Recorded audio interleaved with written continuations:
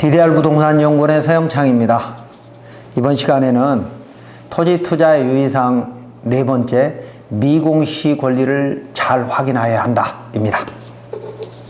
미공시 권리는 얼핏 중요하지 않다고 생각할 수 있지만 거래 후에 경제적으로 추가 부담을 하거나 내 토지의 가치가 크게 떨어질 수 있으므로 임장 활동을 통해서 반드시 확인해야 합니다.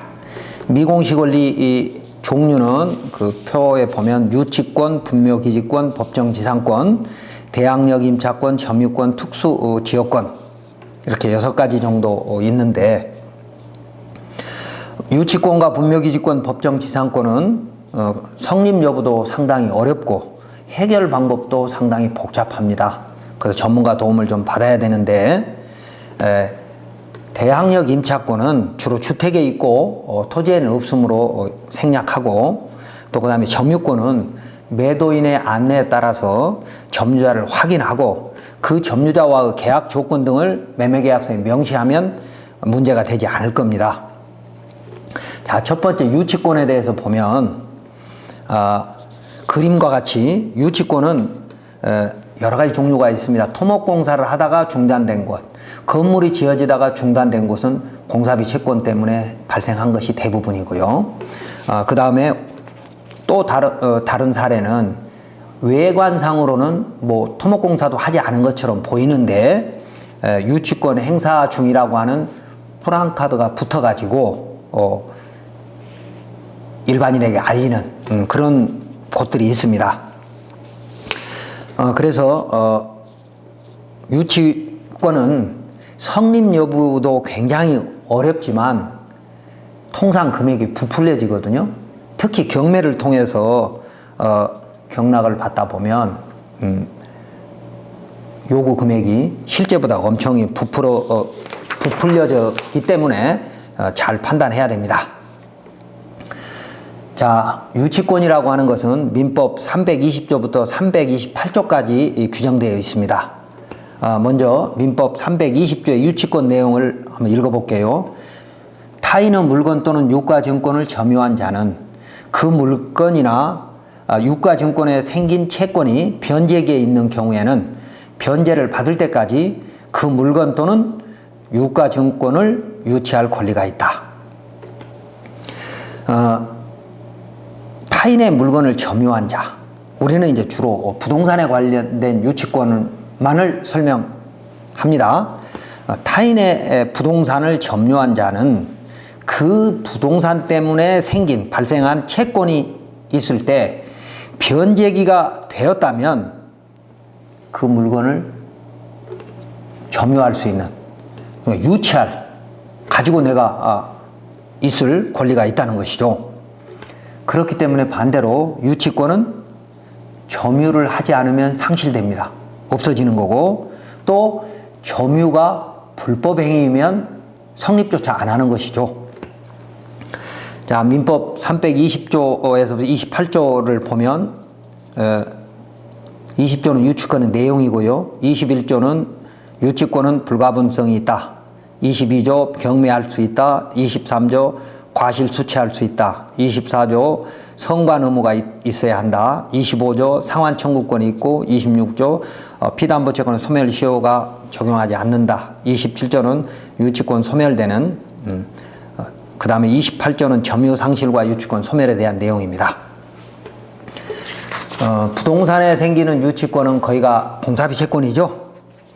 공사비를 받지 못한 채권자를 보호하기 위해서 만들어진 권리인데, 이 권리를 아까 표에 대한 설명을 간단히 하면 채권 금액 전부를 변제받을 때까지 유치할 수 있다는 것이고, 또 필요한 때는 경매도 신청할 수 있는 권리가 있다.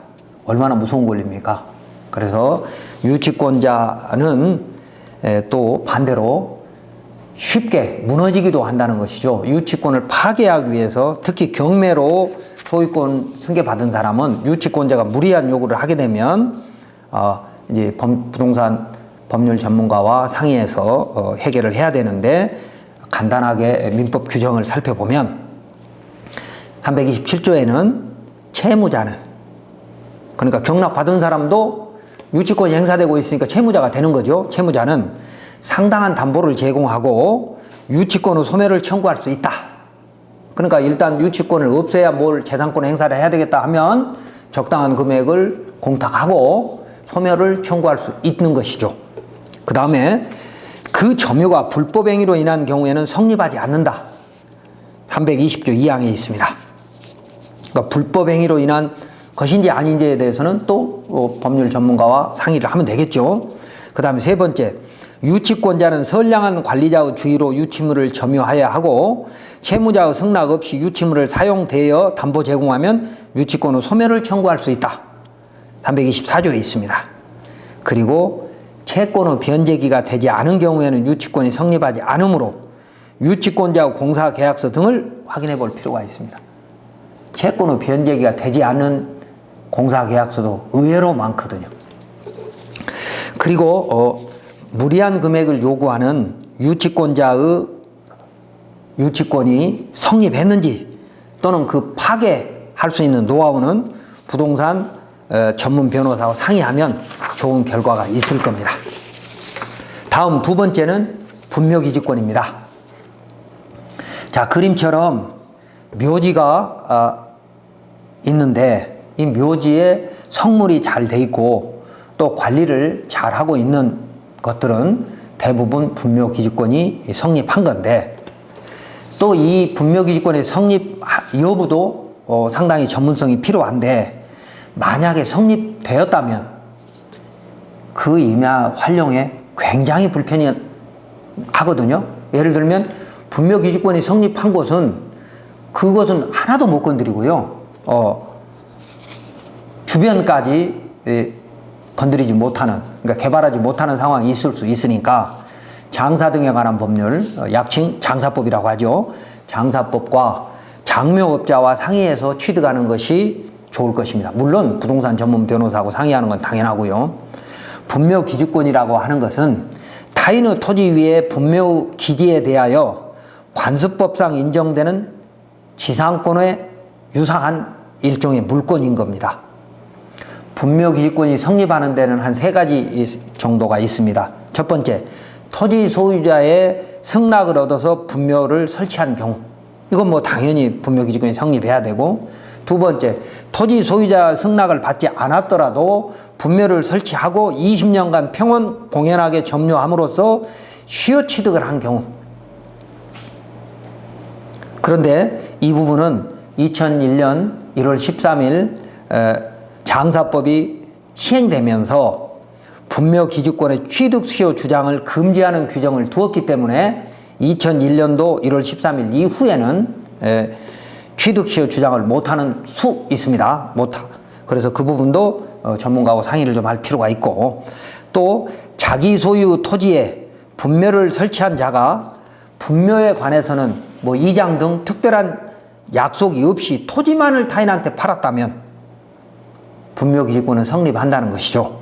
그래서 이 세 가지 사유로 분묘기지권은 성립할 수 있는데, 이 분묘기지권의 존속기간은 그 분묘의 수호 및 봉제사가 계속되는 한 무제한입니다.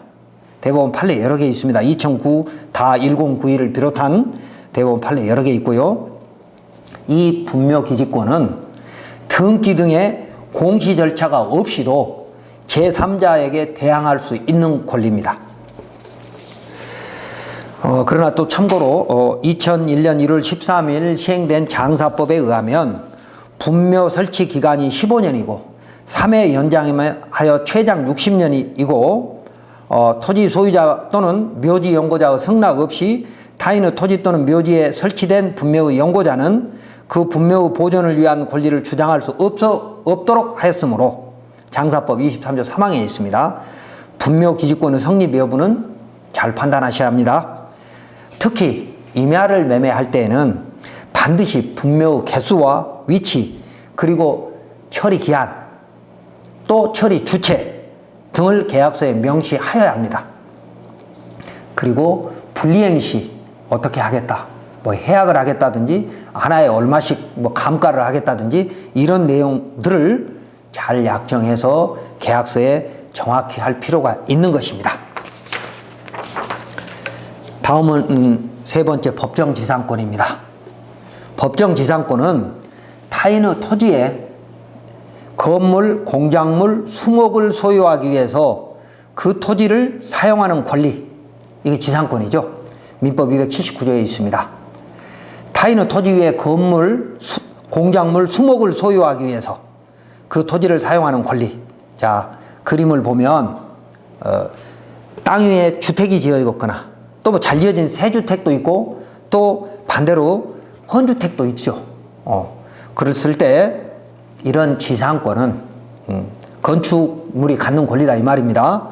약정지상권과 법정지상권으로 나눌 수 있는데, 약정지상권은 등기부에 공시되어야 효력이 있지만 법정지상권은 등기부에 공시되지 않아도 하게 되므로 굉장히 무서운 권리가 될 수 있으나 또 법정지상권의 성립 여부도 판단이 쉽지는 않습니다. 예를 들어서 토지와 건물을 동시에 계약을 했다. 토지와 건물이 소유권이 달랐을 때 동시에 계약을 하는 경우에는 문제가 없겠죠. 동시에 계약을 하지 못한다면 법정지상권을 파기할 수 있는 방법이 있는지 변호사의 도움을 받아서 그런 확실한 방법을 찾은 후에 투자하는 것이 좋을 겁니다. 자, 법정지상권의 종류를 한번 보겠습니다. 법정지상권은 토지와 건물이 원래 동일인 소유, 한 사람 소유였는데 어쩌다 보니 소유자가 달라진 경우에 그 건물 소유자한테 인정되는 권리죠. 약정지상권이 아닌 법정지상권은 법령에 의해서 저절로 당연히 만들어진 권리인데, 원래 한 소유자였다. 토지와 건물의 한 소유자였는데 어떠한 사유로 건물 소유자가 달라졌을 때 토지 소유자는 건물 소유자한테 허러라 할 수 있는 것이, 건물을 허러라 할 수 있는 권리가 있기 때문에 법정지상권 제도를 만들어서 토지 소유자라 하더라도 건물을 함부로 헐게하면 안 된다. 사회경제적 가치 때문에 안 된다라고 하는 이 법조문인 겁니다. 법정지상권은 한 5가지 정도 있습니다. 5가지 정도 있는데 건물 관련된 것은 이제 4가지. 첫 번째가 건물의 전세권이 설정됐거나, 전세권이 설정된 상태에서 살다가 건물이 소유자가 바뀌었어요. 그러면 그것은 법정지상권이 있다고 봐야 되는 것이죠. 그 다음에 2번째, 저당권이 실행됐거나, 그러니까 민법 366조에 가보면 토지와 건물을 경매 대출을 받아서 저당권이 설정된 것이 경매를 통해서 토지와 건물의 소유자가 달라지면 당연히 건물은 부시면 안 되니까, 사회경제적으로 손해니까 그런 경우에 법정지상권을 인정해 준다는 거고요. 그 다음에 3번째는 가등기 담보권 실행에 의한 법정지상권입니다. 이건 가등기담보법 10조에 가보면 담보가등기 실행으로 토지와 건물의 소유자가 달라진 경우를 말합니다. 그래서 전세권에 의한, 저당권에 의한, 가등기 담보권에 의한 이렇게 3가지는 우리가 공부로 확인할 수 있으니까 사실은 크게 문제가 안 됩니다. 그러나 4번째, 관습법으로 인정되는 법정지상권은 헷갈릴 수도 있으니까 법률 전문가의 도움을 받아서 이런 건물이 있는 것은 투자에 유의하셔야 된다는 거죠. 자, 법정지상권, 관습법에 의한 법정지상권, 이런 의미입니다. 대법원 2012-73158 판결문에 이런 내용이 있습니다. 동일인의 소유에 속하고 있었던 토지와 지상 건물이 매매 등으로 인하여 소유자가 다르게 된 경우에 건물을 철거한다는 특약이 없는 한 건물 소유자는 건물의 소유를 위한 관습상 법정지상권을 취득한다. 그러니까 건물이 만약에 등기가 되지 않다, 보존 등기는 할 의무가 없잖아요. 등기가 되지 않아서 모를 수도 있거든요. 그래서 건물과 토지가 원래 한 사람 것이었는데, 자, 매매, 경매, 이런 것들을 통해서 소유자가 바뀌었어요. 그럴 때 건물 소유자의 권리를 보호하는, 이게 관습법상 인정되는 법정지상권이고, 근데 여기서 유의할 사항은 뭐냐면 건물보다 토지의 저당권이 우선일 때는 법정지상권 성립 안 합니다. 그러니까 땅을 담보로 해서 대출을 받은 후에 건물을 지었는데 경매가 실행돼서 토지를 넘겨받은 사람은 건물을 허물어갈 권리가 있다는 것입니다. 법정지상권 성립 안 한다. 그리고 이제 참고로 하나, 임목에 의한 법정지상권이 있습니다. 임목에 관한 법률에 보면 토지 위에 뭐 좋은 나무들이 있다, 뭐 특수작물을 비롯한 좋은 것들이 감나가는 것들이 있다. 그래서 그 토지와 임목의 소유자가 달라졌을 경우에는 법정지상권이 성립한다라고 하는 예외도 있습니다. 그리고 이제 마지막으로 특수지역권에 대해서 간단히 설명드리면, 지역권이라고 하는 것은 일정한 목적을 위하여 타인의 토지를 자기 토지의 편익에 이용할 수 있는 권리를 지역권이라고 말하는데, 우리가 토지개발에서 만나는 지역권은 통행지역권, 용수지역권 뭐 이런 것들이 있습니다. 또 그리고 특수지역권도 있을 수 있지만 희귀하고요. 통행지역권이라는 건 아까 우리가 공부했듯이, 그리고 건축허가에 약정해서 지역권을 만들 수도 있는 것이죠. 그러니까 내가 맹지인 경우에는 그 진입로 소유자한테 얼마의 대가를 지불하고 약정해서 지역권을 계약을 한 후에 그걸 등기를 하게 되면 지역권이 이제 설정이 되는 것이죠. 그래서 이제 그런 것들을 우리는 통행지역권이라고 하고, 그 다음에 민법 297조에 가보면 용수지역권이 있습니다. 용수는 물을 가져오는 거잖아요. 그런 것들도 이제 있게 되고, 그 다음에 임야 등 대형 토지를 취득할 때는 특수지역권이라는 게 민법 302조에 있습니다. 이걸 간단히 보면 특수지역권은 어느 지역의 주민들이 집합체의 관계로 하나가 돼서 어느 하나 공동체가 돼서 각자가 타인의 토지에서 초목, 야생물, 토사의 채취, 방목, 기타 수익을 하는 권리를 말하는 것으로 주로 대형 임야에 있는 권리입니다. 아주 희귀하지만 무서운 권리이므로 혹시라도 동네 주민들한테 그런 비슷한 얘기를 들었다면 반드시 변호사하고 상담하시기 바랍니다. 자, 이제 참고로 타 지역에서 토지 투자할 때는 미공시 권리는 아니지만 진입로 문제라든지 또 불법 형질 변경, 그다음에 불법 건축물 여부, 그리고 농지의 경우에는 영농 의무 분리행 등에 대해서 고발 또는 마을 주민들로부터 왕따 당할 수도 있습니다. 그래서 비도시 면적, 그러니까 시골의 농촌 지역에 부동산을 투자할 때는 이웃 주민이나 동네 이장과 불편한 관계를 가지면 절대로 안 됩니다. 항상 거주 또는 투자 목적으로 농촌에 부동산을 취득한 사람은 그 마을 발전을 위해서 적극적으로 참여하고 활동하여야 합니다.